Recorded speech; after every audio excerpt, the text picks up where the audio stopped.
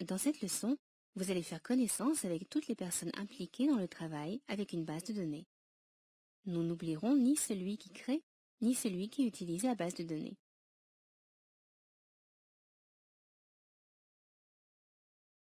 Pour débuter cette leçon, il faut préciser un point important. Une fois que vous aurez assimilé les connaissances de base d'Access 2007, vous maîtriserez les fonctions élémentaires des systèmes de base de données relationnelles et pourrez créer des bases de données d'envergure modérée. Cependant, vous devez également rester conscient que des projets de base de données de taille importante nécessitent de longs délais de conception et de design. Des équipes composées de plusieurs collaborateurs travaillent pour créer de telles bases de données professionnelles. Ces différents spécialistes des bases de données vous seront brièvement présentés dans cette leçon.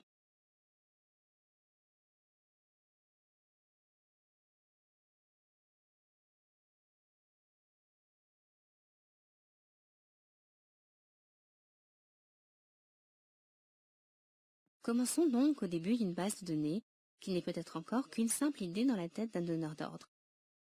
Les personnes appelées designers ou concepteurs des bases de données s'occupent de structurer la base de données souhaitée. Comme nous l'avons dit, une base de données de taille importante ne voit pas le jour en quelques heures ni en quelques jours.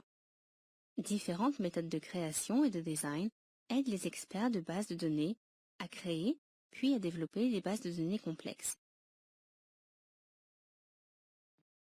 De plus, ces experts de bases de données s'occupent également des interfaces avec le monde extérieur pour que des utilisateurs, sans connaissance spéciale sur les bases de données, puissent utiliser la base de données.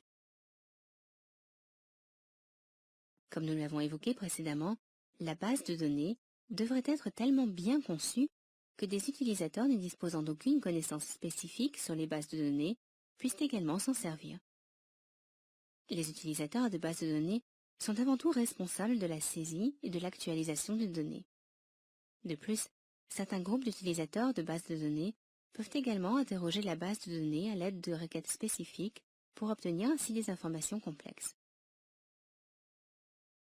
Le troisième groupe qui doit encore être présenté est celui des administrateurs de bases de données.